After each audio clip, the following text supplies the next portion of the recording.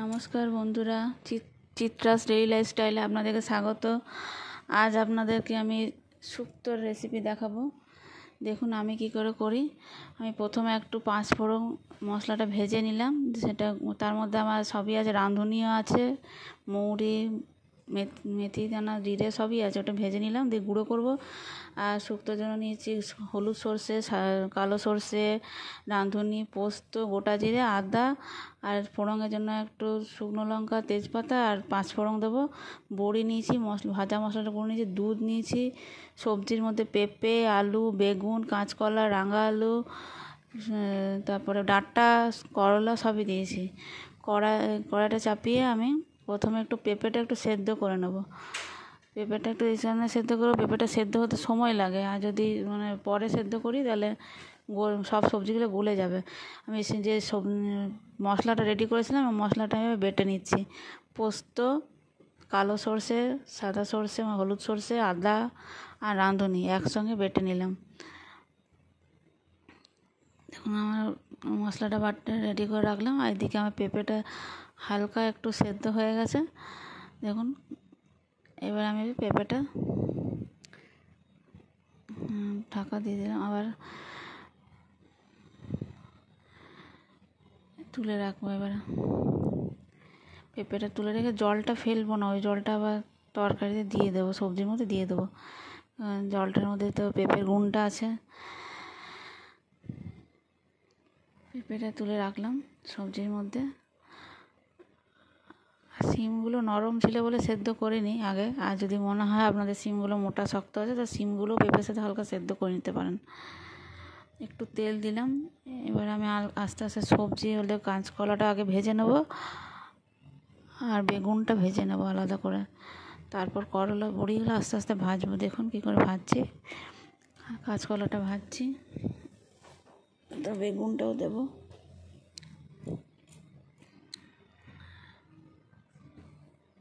বেগুনটা দিচ্ছি, দেখুন ভাজছি, ভালো করে ভেজে দিই।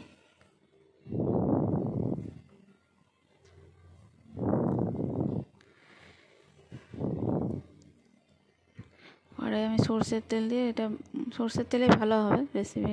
শুক্তো, বাঙালিদের শুক্তো খুব প্রিয় একটা।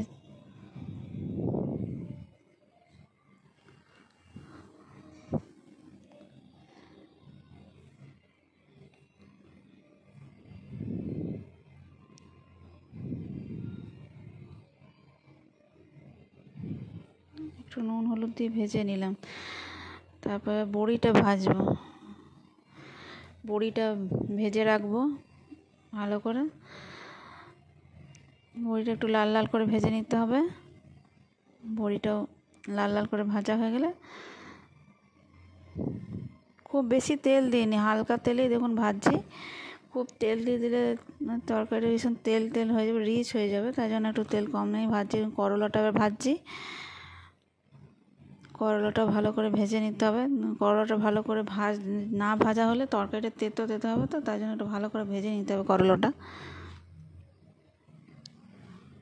আমি সব সবজিগুলো একই রকম কেটেছি, দেখুন লম্বা লম্বা করে সব সবজিগুলো কেটেছি। একটু হালকা নুন দিয়ে দিলাম। কাঁচকলা, বেগুনটা তো হালকা নুন হলুদ দিয়েছিলাম, বেশি তো হলুদ লাগে না, সাদা সাদাই হয় শুক্তো। তো আমি একটু সামান্য একটু হলুদ দিয়ে দিলাম।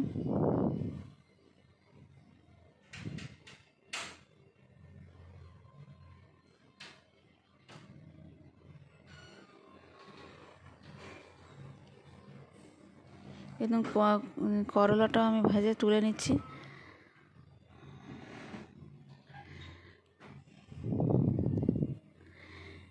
একটু সামান্য তেল দেবো, একটু তেল আছে, একটু তেল দিলাম।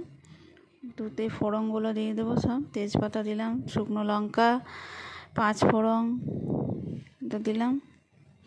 একটু সেন্ট উঠলেই বাকি সবজিগুলো আমি হালকা ওই তেলে ভেজে নেব। বাকি সবজি আলু আছে, শিম আছে, রাঙালু আছে, এগুলো সব ভেজে নেবো একসাথে। শিমটা দিলাম, আলুটা দিলাম, সব সবজি লম্বা লম্বা করে যেমন একই রকম কেটেছি, দেখতেও ভালো লাগবে, তার জন্য পেঁপেটা দিয়ে দিলাম। হালকা করে ভেজে নেবো সব সবজিগুলো। এখন ডাঁটাটা দিচ্ছি না, ডাঁটাটা পরে দেবো, নাহলে গলে যাবে ডাঁটাটা। হালকা করে ভেজে নিতে হবে, হালকা ওলট পালট করে ভেজে নিতে হবে।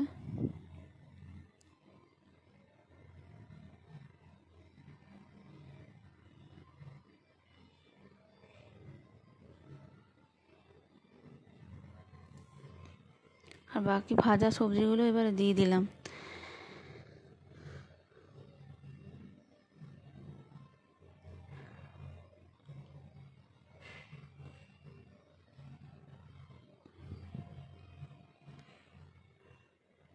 এবার মশলা যেটা বেটে রেখেছিলাম, পোস্ত, সাদা সর্ষে, কালো সর্ষে, রাঁধুনি, আদা, এই বাটাটা যেটা দিয়ে রেখেছিলাম, সেই বাটা মশলাটা আমি এটাতে দিয়ে দিলাম। অল্প পরিমাণে আদা দিয়েছি, বেশি আদা দিইনি।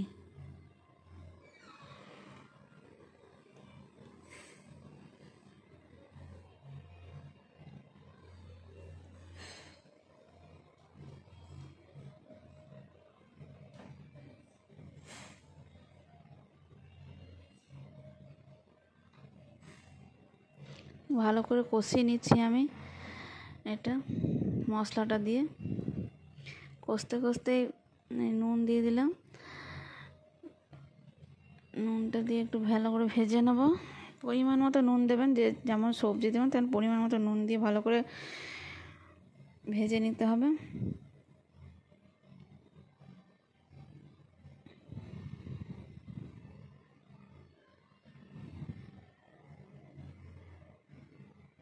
একটু চিনি দিয়ে দিলাম সামান্য, টেস্টটা ব্যালেন্স আছে, একটু চিনি দিলে টেস্টটা ভালো হয়। একটু চিনি দিয়ে দিলাম।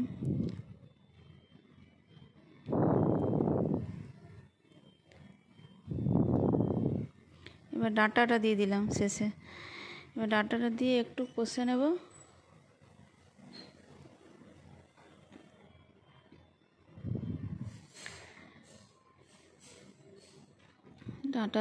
ডাঁটাটা দিয়ে একটু কষিয়ে নিয়ে আমি আবার ঢাকা চাপা দিয়ে একটু সেদ্ধ করে নেবো। দেখুন আমি কী করি।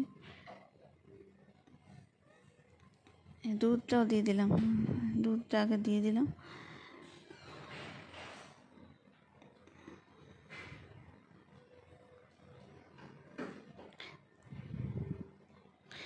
একটু ঢাকা দিয়ে দিচ্ছি, এতে ঢাকা চাপা দিয়ে দিই, কষতে কষতে ঢাকা চাপা দিয়ে সেদ্ধ হয়ে যাবে সবজিটা। এখন আমি বড়ি করলাটা এখনও দিইনি, একটু কষা হয়ে যাক, শেষের দিকে বড়ি আর করলাটা দিয়ে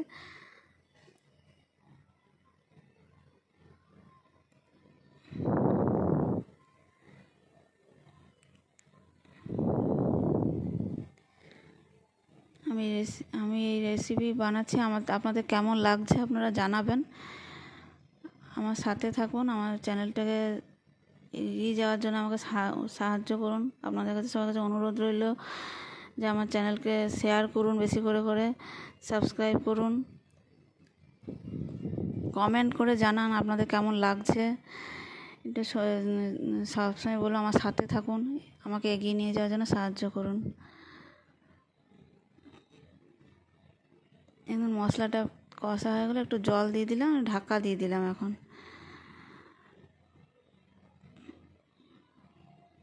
আমি আরও অনেক নতুন নতুন রেসিপি দেবো। আগে আমি নিরামিষই আমি বেশি রেসিপি দেখাচ্ছি, আর আমি আমিষও সব রেসিপি দেখাবো এই চ্যানেলে।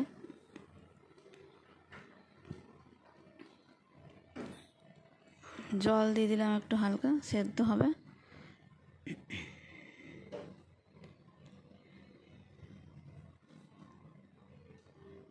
শুক্তো তো খুব বসা বসা হয় না, একটু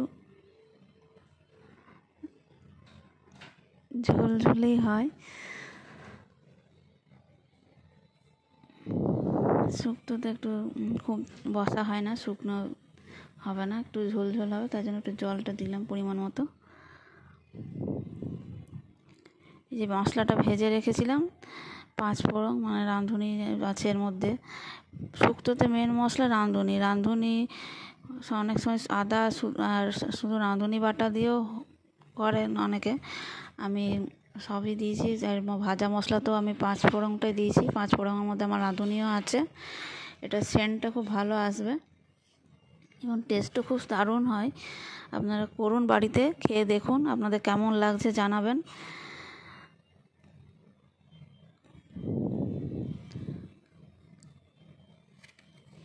আমার এই রেসিপি আপনারা দেখার জন্য আপনাদেরকে অনেক অনেক ধন্যবাদ জানাচ্ছি। এই দেখুন, আমি ঘি দিয়ে দিলাম লাস্টে। প্রায় আমার শুক্তো দেখানো রান্না শেষের দিকেই শেষ হয়ে গেছে। সবাই দেখুন আমি পরিবেশন করছি, দেখাচ্ছি কেমন হয়েছে। দেখুন খুব সুন্দর হয়েছে। ধন্যবাদ আপনাদেরকে সবাইকে।